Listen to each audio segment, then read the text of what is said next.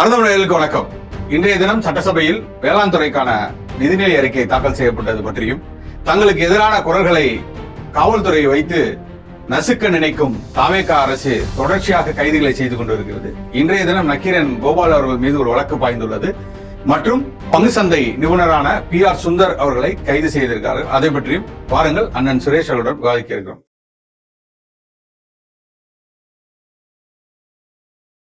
அண்ணா வணக்கண்ணே. வணக்கம் சுசி. என்னண்ணே பட்ஜெட் தாக்கல் தொடர்ச்சியா அன்னைக்கு அவர் பேசுறதே புரியல பாதி பேருக்கு. புலிகேசியில் வர்ற வெள்ளக்கார மாதிரி பேசினாரு.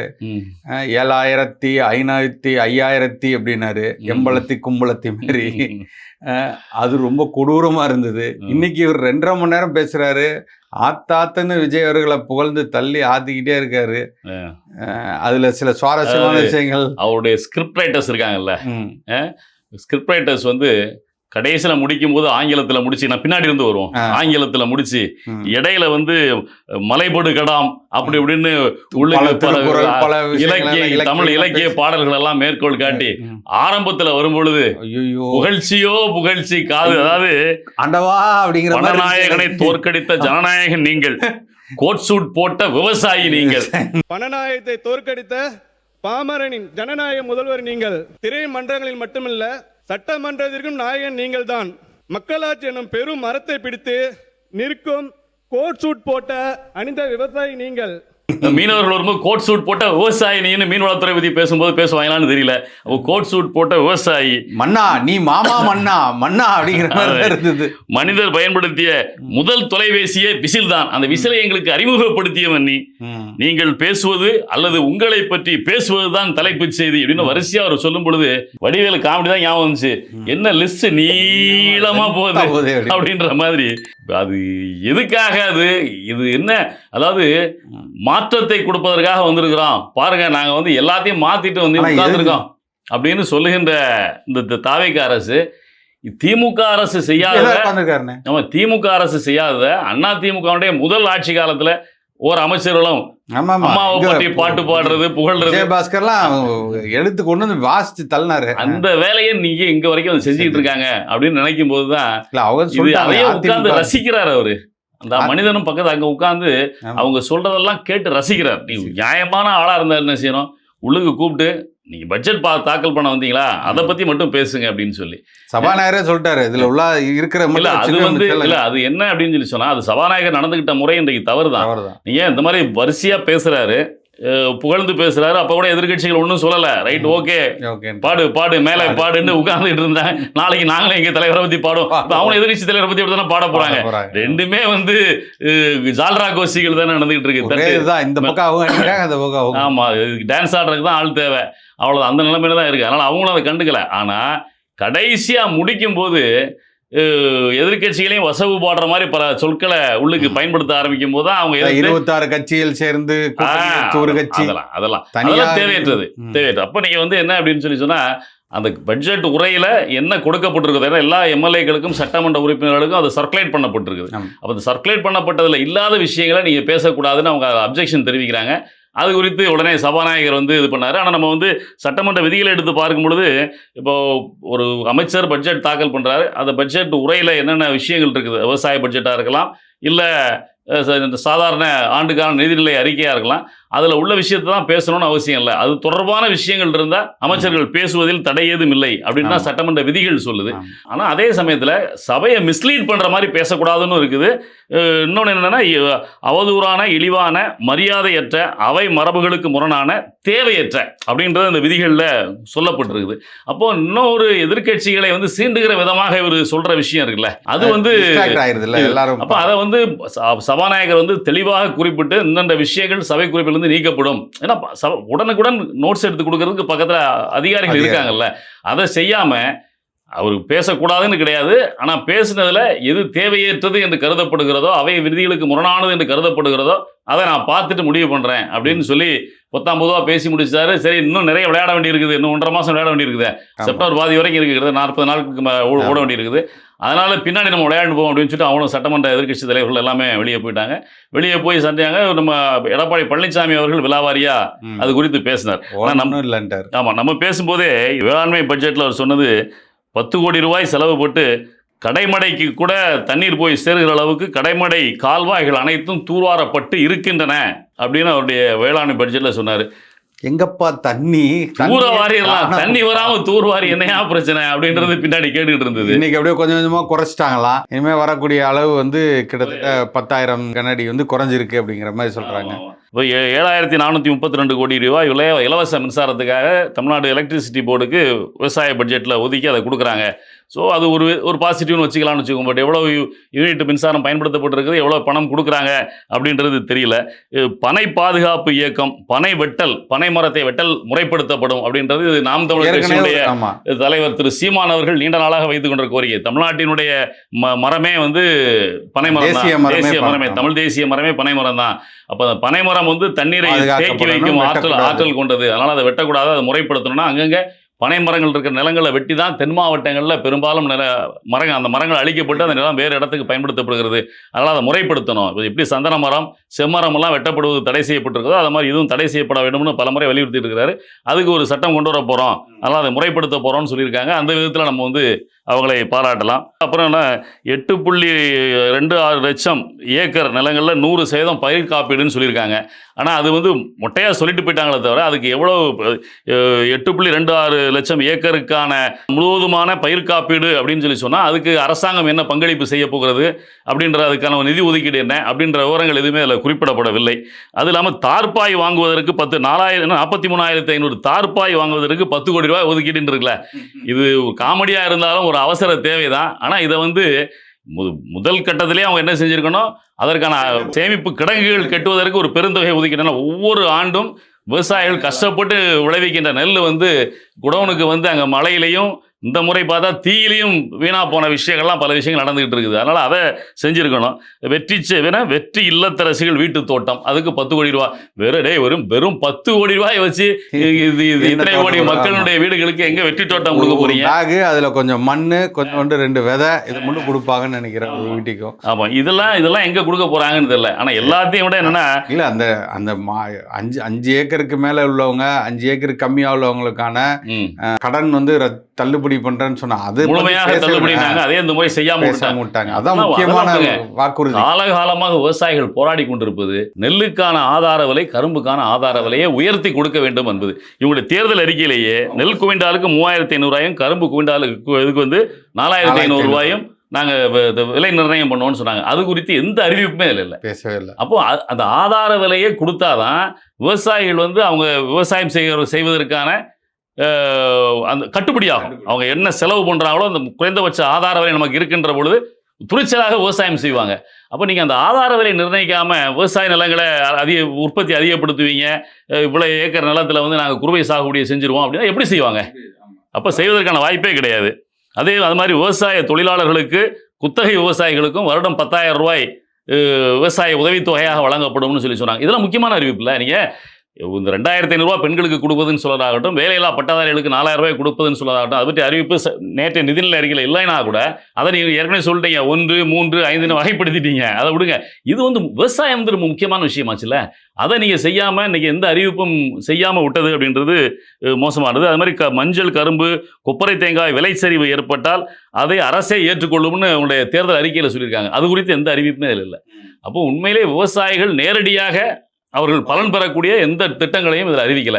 திமுக என்ன சொன்னுச்சோ அதை மேலோட்டமாக சொல்லியிருக்காங்க, அவ்வளோதான். அதில் வந்து நம்மாழ்வார் பெயரில் ஒரு வேளாண்மை சாக்கோட்டை, தமிழ் தேசியம் ஒரு கண்ணுன்னு சொல்லிட்டதுனால கொஞ்சம் லைட் அங்கே ஒரு கண்ணையும் காட்டி காட்டி முடிப்போம் அப்படின்னு சொல்லி அவங்க ஒரு பனை மரத்தையும் நம்மாழ்வாரையும் கையில் எடுத்து வச்சுக்கிட்டு ஷோ காட்டுறாங்க. அவ்வளவுதான். நம்மளால சம்மந்தம் இல்லாம இந்த பயிர்கள் எல்லாம் நான் கொண்டு வர போறேங்கிறாங்க. ப்ராக்கோலி இது பண்ண போறாங்களா, எந்த பயிரெல்லாம் இங்க விளைய மதிப்பு கூட்டு பழங்கள் அப்படின்னு சொல்றாங்க. அந்த பழங்களுக்கு, அந்த பொருட்களுக்கெல்லாம், காய்கறிகள், பழங்கள், அவைகளுக்கெல்லாம் வந்து அதை உற்பத்தி செய்வதற்கான உதவிகள் வழங்கப்படும் சொல்லி சொல்றாங்க. உள்ளதை கொண்டு போய் விற்கிறக்கே தக்காளிக்கே இங்க அவனுக்கு விலை இல்லாம இருக்கு. அதுவே ரோட்ல கொட்டிட்டு போறான். அவனுக்கு ஒரு சரியான ஒரு அண்ணன் சீமான் அவர்கள் சொல்ற மாதிரி நீங்க அதெல்லாம் மதிப்பு கூட்ட பொருளா விற்கிறீங்களா, நீங்க அதுக்கு ஏற்பாடு பண்ணலாம். அவனுக்கு அந்த தொகை போய் சேரும். அவன் முருங்கைக்காய் விற்கிறவன் கொண்டு வந்து ரோட்ல கொட்டுறான், எனக்கு வந்து 5 ரூபாய்க்கு வாங்கிட்டு போறான். தக்காளி பழத்தை ரோட்ல விவசாயிகள் வந்து வண்டியில வந்து கொட்டிட்டு போறாங்க. மாம்பழத்தை வந்து மாம்பழம் நிறுவனம் எடுக்கலன்னு சொல்லிட்டு ரோட்ல கொட்டிட்டு போறான். அப்ப இன்னைக்கு மரவள்ளி கிழங்குக்கெல்லாம் சுத்தமா விலையே இல்லை, விளைவிக்கிறதே முடிஞ்சிச்சு. அப்படி இருக்கும்போது நீ நெல்லுக்கும் கொடுக்க மாட்டேற, இந்த விலைகளை நீங்க உயர்த்தினீங்கன்னா தமிழ்நாட்டுல எந்தெந்த பொருட்கள் விவசாயிகளால் எளிதாக விளைவிக்கப்படுகிறதோ அந்த பொருளுக்கான உத்தரவாத தொகையை நீங்க வழங்கினா அவங்க அதை அதிகமா உற்பத்தி பண்ணாங்கன்னா அதை ஏற்றுமதி பண்றதுக்கு வைக்கிறதுக்கு வழி பண்ணு. அல்ல நீ அரசை கொள்முதல் செய்து மக்களுக்கு கொடு. இந்த மாதிரி வேலைகள் செய்தால்தான் விவசாயிகள் மகிழ்ச்சியாக இருக்க முடியுமே தவிர, நீ வீட்டு தோட்டம் அமைக்கிறதுக்கு சரி வீட்டு தோட்டம் அமைச்சு அவங்க வீட்டில் காய்கறி பண்ணிட்டாங்க, விவசாயம் என்ன பண்ணுவான், ரோட்டை போனா வீட்டுக்கு என்ன தேவையோ அதை செய்யடா. காய்கறி கடை இருக்குது, அங்கே போய் வாங்கி போகிறாங்க. இன்னைக்கு வேகமான உலகத்தில் சம்பாதிக்கிறதுக்கு அவங்க ஓடிக்கிட்டு இருக்கான், வீட்டு விவசாய தோட்டத்தை பார்க்கறதுக்கு யாருக்கும் வழியில். அப்போ இதெல்லாம் வந்து அந்த லீக்கேஜ் அடைச்சிட்டோன்னு சொல்கிறாங்கல்ல, அந்த லீக்கேஜை வேறு வழியில் இவங்க திறந்து விட்டு கொண்டு போகிறாங்கன்றது தான். இப்போ இன்றைக்கி சில வாரப்பத்திரிகைகள் எல்லாம் இந்த தாவேகானுடைய பொறுப்பாளர்கள் வந்து அடிக்கிற கொள்ளை திணறும் விஜய்னு தலைப்பு போட்டு கட்டுரைகள் போட்டுட்டு இருக்காங்க. அப்போ இவங்க திட்டங்களே இந்த மாதிரி வெளியிட்டு இருந்தாங்கன்னா அப்போ இதில் என்ன இருக்குது? அதுக்கான தேவைகள் தான் இருக்குது. இப்படிதான் இன்னைக்கு விவசாயம் போயிட்டு இருக்குது. டெல்டா விவசாயிகள் மிகப்பெரிய பிரச்சனை இருக்கிறது இந்த காவிரி தண்ணீர் பிரச்சனை தான். அதை பற்றி எந்த ஒரு குரல் கொடுக்கவே இல்லையே. இப்போ அதை தானே மக்கள் எல்லாம் விரும்பியிருக்காங்க. நீ இவ்வளோ அறிவிப்பெல்லாம் சொன்னீங்க, தண்ணீருக்கு என்ன வேலை, என்ன இது பண்ணியிருக்கீங்க நீங்கள்? எத்தனை செக் டேம் இருக்குது, இல்லை தண்ணீரை சேமிப்பு வைக்கிறதுக்கு என்ன வேலை இருக்குது? இது எதுவுமே இப்போ அந்த இதில் வரவே இல்லையே, அதை பற்றி பேசவே இல்லையே. அதுதான் அன்புமணி அவர்கள் மனைவி அவர்கள் பேசியிருக்காங்க, இன்னைக்கு அதான் பேசியிருக்காங்க. அவங்க விவசாயத்துக்கான இதுங்கும் பேசும்போது அடிப்படை ஆதாரமான நீரை பற்றியான இது நீங்கள் எதுவுமே திட்டங்களே இல்லை அப்படிங்கிறதான் பேசியிருக்காங்க. தாவேகா அரசு என்ன பண்ணுன்னு பார்க்கலாம். நாளை அடுத்து திங்கட்கிழமை வழக்கமான சட்டமன்ற கூட்டத்தில் நடைபெறுகின்ற பொழுது அங்கதான் தனித்தனியா கேட்கின்ற கேள்விகளுக்கான பதில், சட்டமன்ற உறுப்பினர்கள் கேட்கின்ற கேள்விக்கான பதில் அவங்க சொல்லும் பொழுதுதான் உதயநிதி விவரமாக சொல்லுகிறார்களா இல்லையா, அதுல என்ன உள்ள விஷயம் வச்சு சொல்றாங்கன்றதெல்லாம் நம்ம பார்க்க முடியும். அதை அப்பொழுது பார்ப்போம். எதிர்க்கட்சி தலைவரும் சொல்லியிருக்காரு, நாளைக்கு சந்திப்போம், நாளைக்கு நாங்கள் கேட்கக்கூடிய கேள்விகளுக்கு முதலமைச்சர் தயாராக இருக்கணும் பதில் சொல்றதுக்குன்னு. நம்மளும் கொஞ்சம் அமைதியாக அடக்கி வச்சுக்க வேண்டியதாக இருக்குது. எங்கே பார்த்தாலும் ஒரே கைதாக இருக்குன்னு. யாரை பற்றி பேசினாலும், யாராவது முன்னாடி பேசியிருந்தாலும் இப்போ பேசினாலும் தோண்டி எடுத்து கைது செய்த காவல்துறை வைத்துக்கொண்டு எப்படி திமுக தொடர்ச்சியாக இந்த வேலைகளை செய்து கொண்டிருந்தோ அதே இடத்துக்கு தாவேகா போகிற மாதிரி தான் எல்லாரும் பேசிக்கொள்கிறாங்க. என்னைக்கோ பேசினார் PR சுந்தர் அவர்கள். அவர் வந்து விஜய் அவர்கள் தொடக்கம் வரும்போதே அவர் வந்து எதிர்த்து தான் இருந்தார். இந்த கட்சி இந்த நாட்டுக்கு வந்து ஆபத்தான கட்சி. நீங்க சொல்லும் போது அதை பேச வேண்டியிருக்கு. நீங்க PR சுந்தர் கைது செய்யப்பட்டிருக்கிறார் அப்படின்னு அது ஒரு தொலைக்காட்சியினுடைய இவரை பேட்டி எடுக்க வந்த பெண் இவர்கிட்ட வேலை கேட்டு வந்ததாகவும் அவங்களுக்கு ஒரு பாலியல் துன்புறுத்தல் கொடுத்ததாகவும் பின்னர் இவரும் ஒரு மனைவியும் சேர்ந்து மிரட்டி அறையில் அடைச்சி வச்சதாகவும் ஒரு புகாரை கொடுத்து பண்ணியிருக்காங்க. ஆனால் அந்த புகார்னு செய்திகள் மட்டும் தான் வந்திருக்குது. அது குறித்து PR சுந்தர் அவர்கள் ட்வீட் பண்ணியிருக்கிறார். கொஞ்ச நாளைக்கு என்னை பற்றி இப்படி தான் பேசுவாங்க, உண்மை வெளியே வரும்பொழுது எல்லாம் தெரிஞ்சுப்பாங்கன்னு சொல்லி நம்ம இதை ஆழ்ந்து யோசிக்க வேண்டியிருக்குது. நாம் தமிழ் கட்சியுடைய தலைமை ஒருங்கிணைப்பாளர் திரு சீமான் அவர்களும் அது கண்டித்தெல்லாம் அறிக்கை வெளியிட்டிருக்கிறார். என்னன்னு சொல்லி சொன்னால், நீங்கள் இப்போ சொன்ன மாதிரி தான் தாவேகா கட்சி ஆரம்பிக்கப்படுவதற்கு முன்னதாகவே பட்டணப்பாக்கத்தில் திரு விஜய் அவர்கள் எந்த குடியிருப்பு வீட்டில் குடியிருக்கிறாரோ மிக உயர்ந்த விலை உயர்ந்த அதே வீடு, அந்த ஒரு வீட்டினுடைய விலை அது அபார்ட்மெண்ட் தான் இருந்தாலும் 23 கோடி அப்படின்னு சொல்றாங்க. 23 கோடி ஒரு யூனிட் அப்படின்னு சொல்லி சொல்றாங்க. அதுல PR சுந்தரர்களும் வைத்திருக்கிறார். அவருடைய ஹோம் டூர் அப்படின்னு சொல்லி அவர் அதை தன்னுடைய வீடுகளில் என்னென்ன இருக்குது, வீட்டில இருந்தே கடலை பார்க்க முடியும். ஒவ்வொரு வீட்டுக்குமே தனித்தனி ஸ்விம்மிங் பூல். இது வந்து தனி வீடு இல்லை, அப்பார்ட்மெண்ட்டுக்குள்ள அந்த அப்பார்ட்மெண்ட்டில் ஒவ்வொரு வீட்டுக்கும் தனித்தனி ஸ்விம்மிங் பூல் இருக்குது அப்படின்றதெல்லாம் வெளிப்படுத்திருக்காரு. அப்போ இவர் அதை அந்த இன்டர்வியூ கொடுக்கும்போதே அதில் வந்து இது என்னுடைய வீட்டுக்கு பக்கத்து வீட்டுக்காரர் வருங்கால அரசியலில் வரப்போகிற அரசியல் கட்சி ஆரம்பித்திருக்கின்ற திரு விஜய் அப்படின்றதையும் அந்த இதில் சொல்லியிருக்கிறார். அப்போ கிட்டத்தட்ட இப்படி ஒரு ஆடம்பரமான வீட்டில் விஜய் வாழ்கிறார் அப்படின்றத PR சுந்தர் எக்ஸ்போஸ் பண்ணிக்கிட்டு இருக்கிற அந்த ஒரு பார்வையும் இதில் வைக்கப்படுகிறது. ஒன்று. ரெண்டாவது, இவர் வந்து அரசியல் கட்சி ஆரம்பித்ததுக்கு அப்புறம் தேர்தல் அதெல்லாம் வரும்பொழுது 41 பேர் கரூரில் இறந்து போன சமாச்சாரம் வரும்பொழுது ஊடகத்துறை மூலமாக பொதுமக்கள்கிட்ட மிகவும் அறிமுகமான நபர் அவர். அந்த இன்வெஸ்ட்மெண்ட் சம்பந்தமான பல டிப்ஸ், அவர் கொடுக்குற டிப்ஸ் எல்லாத்தையுமே வாங்கி ஷேர் மார்க்கெட்டில் பிரபலமான ஆள், ஒரு இன்ஃப்ளூயன்சர். லட்சக்கணக்கான கோடிக்கணக்கானவர்கள் அவரை வந்து இந்தியா முழுவதும் ஃபாலோ செய்கிறாங்க. அப்போ அவரு கொடுக்குற இன்டர்வியூவில் இன்ஃப்ளூயன்சர், ஆமாம், ஃபினான்ஸ் ஃபினான்ஸ் இவர் அதையும் தாண்டி ஃபினான்ஸ் சம்பந்தமாக இல்லாமல் பொதுவான இன்ஃப்ளூயன்சராகவும் இருக்கிறாரு. இந்த ஹோம் டூருக்கு கூட்டு போகிறது, பொதுவான விஷயங்கள் குறித்து, அரசியல் குறித்து இவர் பேசுகிறார். அங்கே தான் இவருக்கு சிக்கல் வந்திருக்குமோ அப்படின்னு பல விஷயங்கள் பேசப்படுகிறது. ஏன்னு சொல்லி சொன்னால், இவர் வந்து விஜயனுடைய கட்சி கடுமையாக விமர்சிச்சிருக்கார். இந்த 41 பேர் கரூரில் இறந்து போன சமயத்தில் அது தொடர்பான விஷயங்களை குறித்து பேசுகின்ற பொழுது இவர் அங்கேருந்து உடனே வந்தது, மற்ற கட்சியினர்லாம் உடனடியாக அங்கே போனது, இவங்க நடந்து கொண்ட முறை குறித்துலாம் மிக கடுமையான விமர்சனங்கள் அந்த சமயத்தில் முன்வைத்திருந்தார். அதனால் அதெல்லாம் வந்து தாவேகாவுக்கு பெரிய தர்ம சங்கடத்தை ஏற்படுத்தியிருக்கும். ஏன்னா மற்ற அரசியல் கட்சிகள் சொல்வது வேறு, இந்த மாதிரி ஒரு இன்ஃப்ளூயன்சர், ஏன்னா அவங்க இன்ஃப்ளூயன்சரை வச்சு தான் ஆட்சிக்கு வர்றாங்க. அப்போ இந்த மாதிரி ஒரு பெரிய இன்ஃப்ளூயன்சர் வந்து தனக்கு எதிராக பேசுகின்ற பொழுது ஒரு புள்ளி வைக்கப்பட்டிருக்கும். அப்போ இந்த மாதிரி சமயத்தில் இப்போ திடீர்னு ஒரு கைது நடவடிக்கை எடுக்கப்படுகிறது, இந்த மாதிரி ஒரு வழக்கு போடப்பட்டு அது பின்னணியில் அவர் பேசும்பொழுது ஒரு எஸ்பி ஒருத்தர் தனக்கு சொந்தமான ஒரு வீட்டில் வாடகைக்கு குடியிருப்பதாகவும் வாடகையும் தராமல் வீட்டையும் காலி பண்ணாமல் அன்பு செழியன் அப்படின்னு டெக்னிக்கல் எஸ்பியா போல் காவல்துறையில் பணியாற்றுகிறவர் இருப்பதாகவும், அது தொடர்பான பிரச்சனை இருக்குது, காவல்துறையில் கமிஷனரிடம்லாம் நானே புகார் கொடுத்துருக்கிறேன், எந்த நடவடிக்கையும் எடுக்கலை, அப்போ இதையெல்லாம் பின்புலமாக வைத்து தான் அந்த கைது அப்படின்னு அவர் சொல்லியிருக்கிறார். ஆனால் அவர் வந்து அரசியல் தொடர்பை பற்றி சொல்லலை. ஏன்னா அரசியல் தொடர்பை சொன்னால் இது மேலும் சிக்கலாக்கி விடுவோம்னு சொல்லலைனா கூட வெளி வட்டாரங்களை விசாரிக்கின்ற பொழுது ஏற்கனவே அந்த சிக்கல் இருக்கு. இன்னொன்று என்னன்னா, விஜய் அந்த வீடு வந்து முதலமைச்சருடைய வீடு அப்படின்ற அடிப்படையில் இன்னொன்று இந்த பாஜகவை எதிர்க்கும் போது அவருக்கு அங்கிருந்து மிகப்பெரிய பிரச்சனை இருந்துச்சு. அவர் வந்து ஜிஎஸ்டியை பற்றி ரொம்ப கடுமையாக எதிர்த்திருந்தாரு. அப்போ அவருக்கு மேலே பெரிய சிக்கல், அவருக்கு அழுத்தம் கொடுக்க செபியிலிருந்து வழக்கு பதிவு செய்யப்பட்டது. ஏன்னா இவர் வந்து இந்த டிப்ஸ் எல்லாம் கொடுக்குறாருல இன்வெஸ்ட்மெண்ட்டுக்கு, அது ரிஜிஸ்டர் பண்ணாமல் கொடுக்கக்கூடாது அப்படின்னு ஒரு வழக்கெல்லாம் பதிவு செஞ்சு 8 கோடி ரூபா ஃபைன் போட்டாங்க. ஒரே செக்கில் 8 கோடி ரூபா பணத்தை கட்டிட்டு வெளியே வந்து லைசன்ஸ் வாங்கிட்டு இந்தியாவிலே இருக்க மாட்டேன், நான் துபாயிலே இருந்துடுறேங்கிற இதெல்லாம் போனார். போயிட்டு துபாயில் இருந்துட்டு அந்த விஷயங்கள் எல்லாம் முடிச்சுட்டு தான் இந்தியாவுக்கு வந்தார். திரும்ப அதே வேலையை செஞ்சுக்கிட்டு இருக்கிறார். மணிக்கு நீங்க ஏதோ குறுக்கல இல்லை, இவரால் பல நிகழ்வுகள் நிறையன்னு சொல்றேன். என்னன்னா இந்த அவர் முதலமைச்சருடைய வீடு அங்கே இருக்கிறதுனால இவர் அங்கே சென்று வருகின்ற பொழுது காவல்துறைக்கும் இவருக்கும் இடையே அவர் குடியிருக்கிறார்.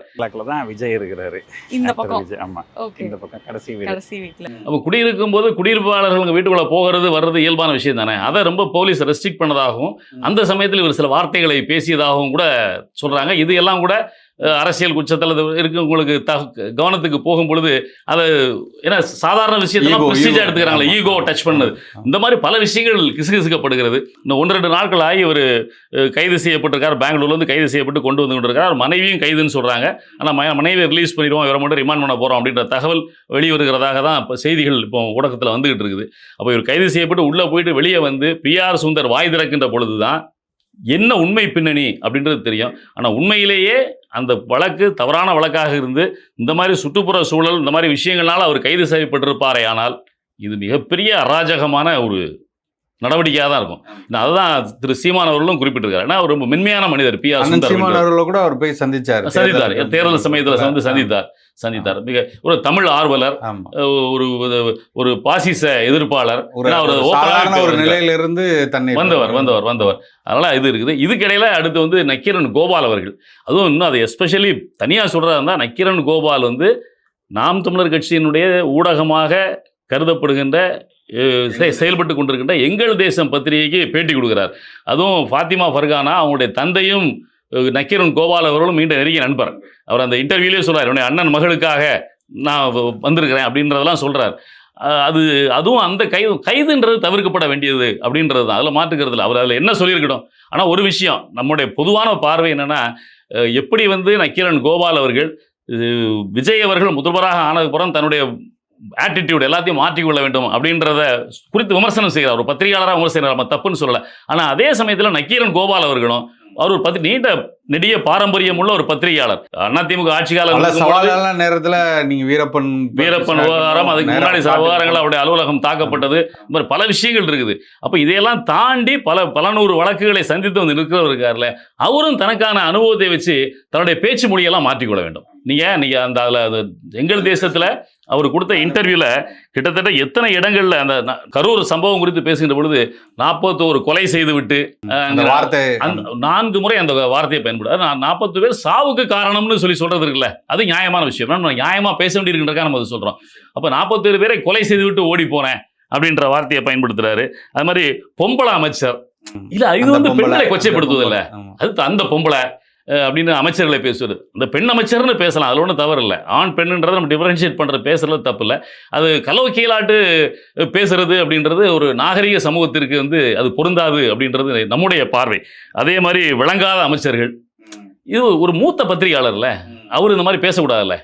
அப்போ தயவு செய்து இந்த கைதுக்கு பிறகாவது திரு நக்கீரன் கோபால் அவர்கள் அந்த அவருடைய பேச்சு மொழி வழக்கு தான் போட்டிருக்காங்க. ஆமா பேச்சு, ஆமா இல்ல வழக்கு போட்டிருக்காங்க. அந்த இந்த வழக்கிற்கு பின்னால் அவர் தன்னுடைய பேச்சு மொழியை அவர் மாற்றிக்கொள்ள வேண்டும் என்று நான் கோரி. ஏன்னா அவர் இந்த சமூகத்திற்கு இந்த அரசியலை தவறான அரசியலை மக்களுக்கு எக்ஸ்போஸ் செய்வதற்கு அவர் எடுத்துக் கொள்கின்ற முயற்சி வந்து சாதாரண முயற்சி கிடையாது, மிகப்பெரிய முயற்சி. ஒரு போல்டான ஆளு, அதற்காக மிகப்பெரிய பிரச்சனைகள் எல்லாம் சந்தித்து தான் அவர் எல்லாம் பண்ணிட்டு இருக்காரு. இருந்தாலும் அண்ணன் கூட சொல்லுவாரு, நக்கீரன் அண்ணனுக்கு அப்புறமா எனக்கு தான் அதிக வழக்குகள் இருக்கு அப்படின்லாம் சொல்லுவாரு. பல வழக்குகள் எஃப்ஐஆர் இருக்கு அவருக்கு. அதனால அதையெல்லாம் இப்போ அவர் பேசுகின்ற பொழுது அந்த வார்த்தை பயன்பாடு வந்து ரொம்ப முக்கியமான நாகரிகம் இல்லை. அந்த நாகரிகம் அடைந்த சமூகம் அதில் பேசுகின்றது முக்கியம் அப்படின்றதையும் சொல்கிறோம். ஆனால் அதுவும் கண்டிக்கத்தக்க கைது தான், அதில் மாற்றுக்கிறது இல்லை. ஆனால் இப்படியே வரிசையாக கைதுன்னு எல்லா விஷயங்களுக்கும் கைது செய்யப்படுகிறது. ஆனால் தாவேகாவினுடைய அமைச்சர்கள் மீது, எம்எல்ஏக்கள் மீது, மாவட்ட செயலாளர்கள் மீது, இப்போ கூட ராணிப்பேட்டையில் ஒரு மாவட்ட செயலாளர் மீது பாலியல் புகார் வந்திருக்குது.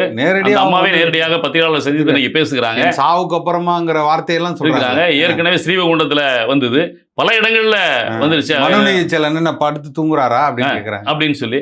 அப்ப இவ்வளவு விஷயங்கள் நடக்கும் பொழுது அங்க எங்கேயுமே பாயாத கைது வழக்கு, இதுல வந்து எஃப்ஐஆர் போட்டதுக்கு வரும் கைது செய்யப்படவில்லை என்றதும் தகவல் தெரிய வருகிறது.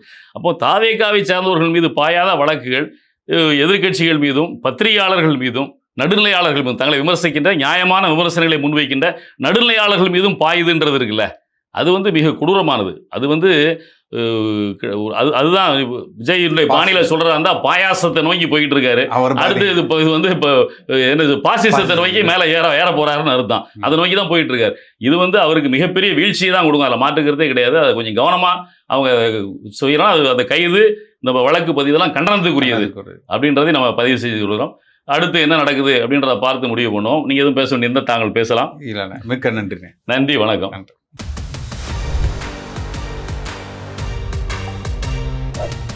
அருந்தமிழ் எங்கள் உயிருக்கு நேர்.